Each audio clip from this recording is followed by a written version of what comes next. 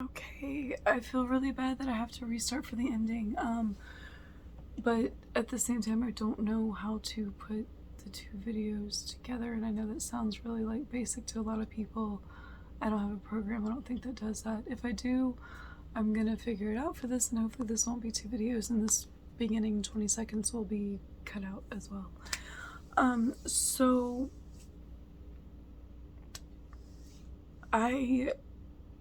once I got back to New Orleans, I had a lot of time because I knew, okay, he can't physically drive back here that fast. And I knew he was going to leave for a while because he was going to assume that I was going to come back and wait and all this kind of stuff. And then he would call his, other people and everything. And then they would look for me and all this kind of stuff. So we probably left at about the same time, to be honest, because the flight that I had was for some like stupid early in the morning time. I like slept on an airport little hard thing with a little hoodie over me and some shorts and a bikini top. It was bad. It was really sad.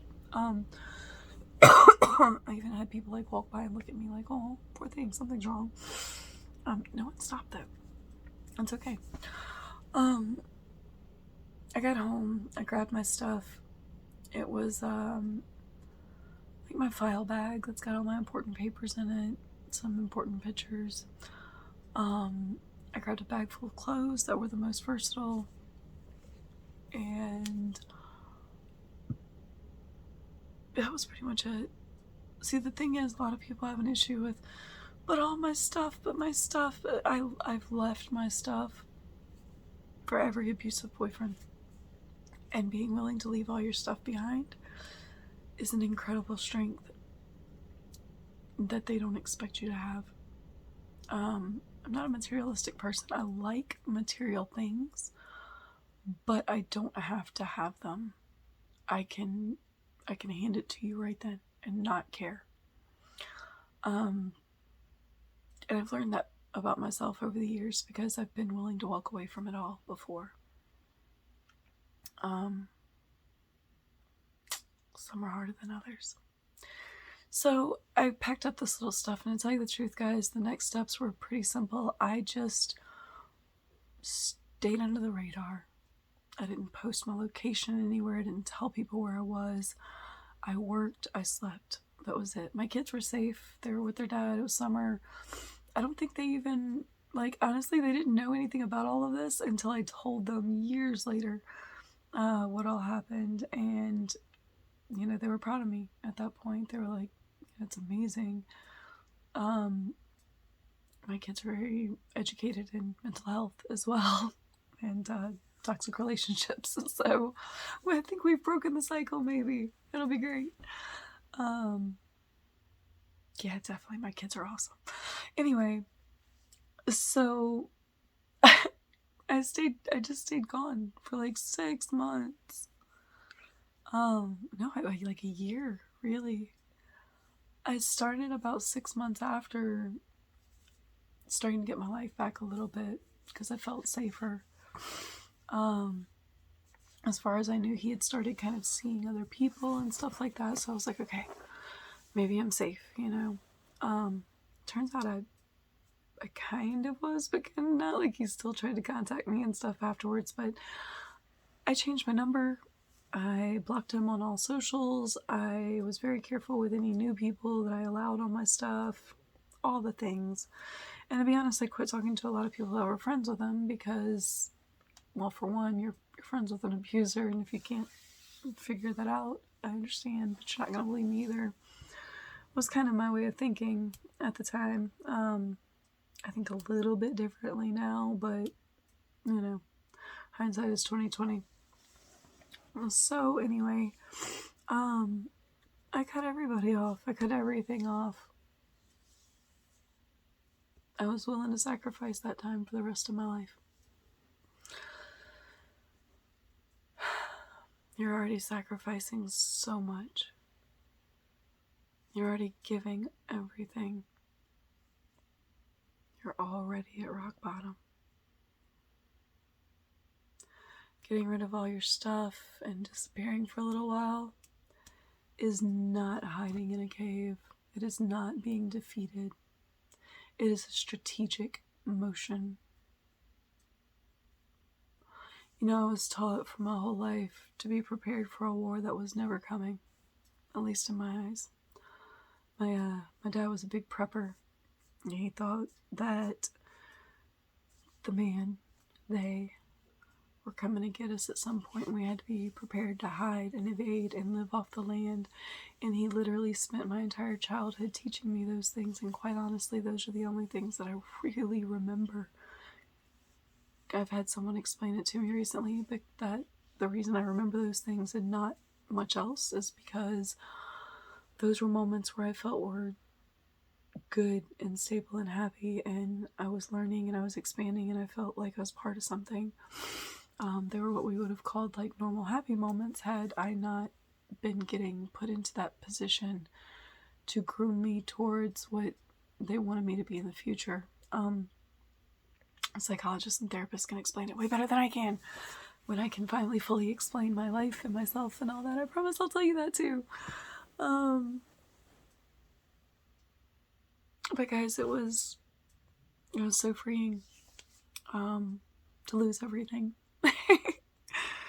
And I know that sounds crazy, and to be honest, I was able to go back like later or whatever, with a lot of people, help, witnesses really, and demanded that he not be there, brought other men with me. You know, all the things you do to try to protect yourself. And I went armed, and so was everyone else that was with me, whether they showed them or not. I got most of my stuff loaded all in one trip because we were not going back. Or one day, I should say. It took probably a little bit more than a trip, but I knew I had one day because I had all these protectors with me, you know.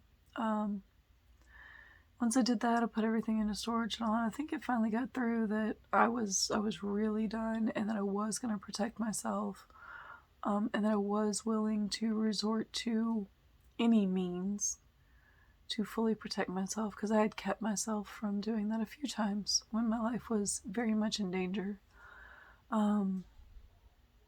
So that was pretty much it.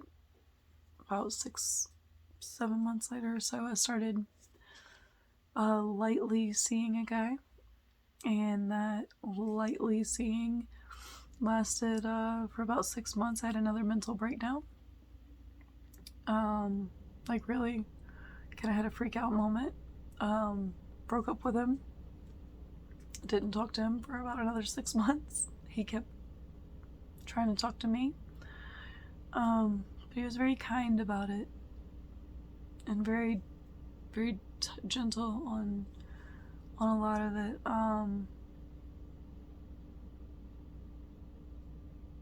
And for a long time, I looked at that as some sort of manipulation because it's all I had ever known. But I'm happy to report that 5 years later, that we are together, and that we have had a pretty normal relationship. We don't agree on everything. In fact, we're kind of polar opposites for a lot of stuff. But I know that he'll never hit me. And I know that if I ever wanted to leave, he would let me. And I don't know about forever and always and all this kind of stuff, because my brain still doesn't let me think that way. And you know, sometimes that kind of hurts him. But he's an amazingly understanding person. And even the things he doesn't understand, he tries to. Or he just lets me have my space for it. You know, sometimes I don't need everyone to understand all the time.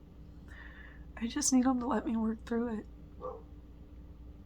I'm coming, Pocket. My dog started barking because he's very upset that I have left him outside. That might be Rufus, actually. They're both out there playing around. Anyway, guys, if there's ever a way that I can help you, or if you ever need any advice about a situation, I'm happy to do so. But I will be the first to tell you I don't have all the answers, and I'm not a professional psychologist or any of that kind of stuff. I'm just a woman who's been through a lot. Had a lot of trauma, and I have had to fight my way through every bit of it. I appreciate all of the love and support that I get so much. But I'm here for you guys. And I want you to know that I will be as open as you need me to be.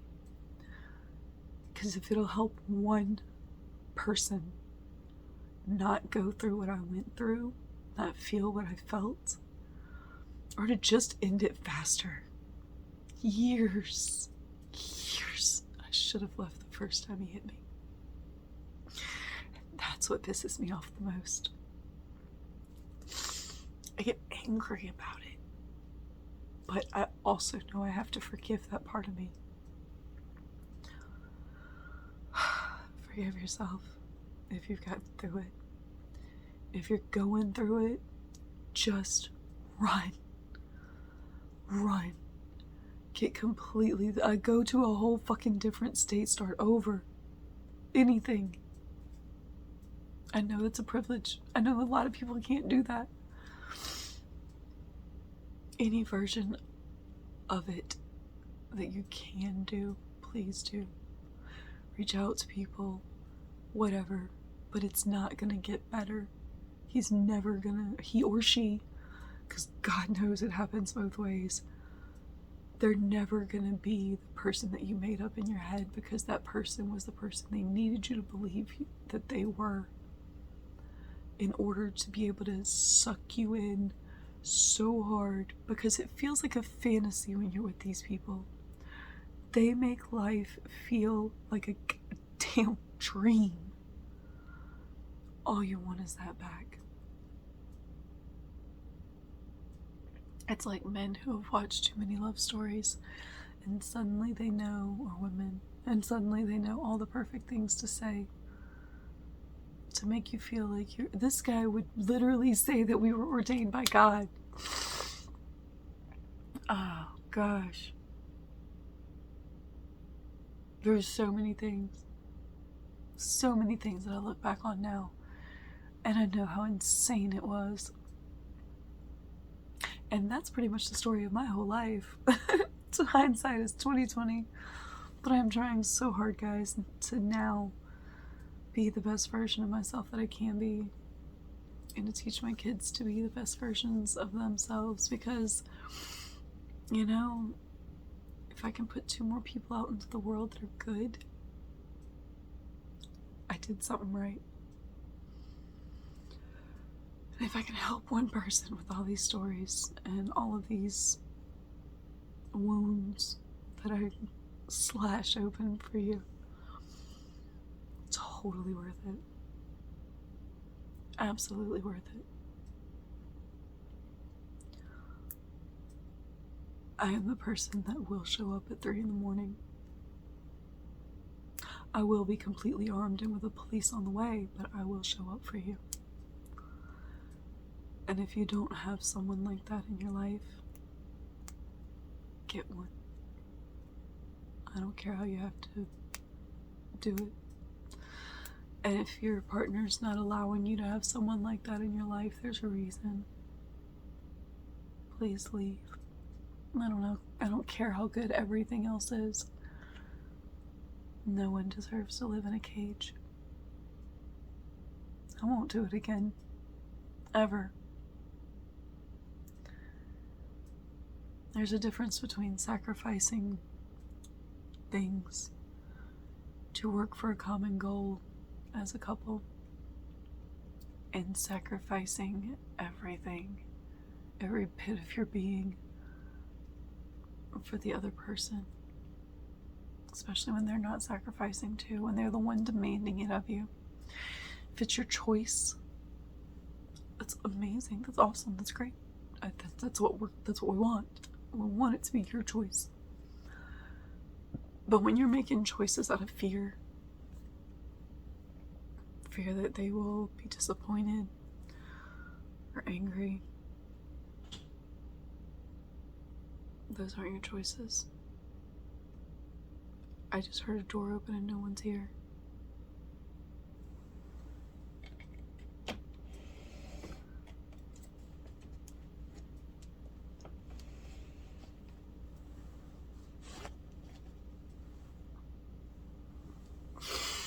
I'm gonna keep filming. Hopefully that was just one of the animals or the air conditioner. If not, I haven't used this thing in a while, but I didn't forget how. So, maybe I'm just creeped out by this story and paranoid.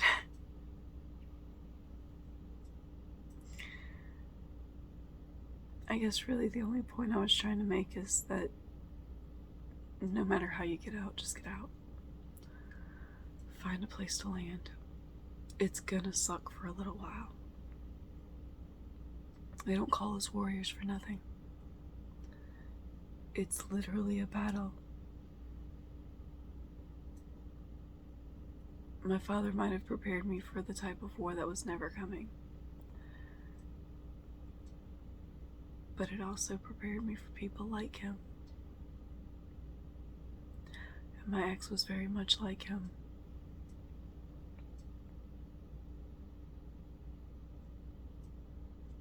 I love you guys so much. And I hope you find the strength. And I'm not going to edit this video, so it may be kind of weird.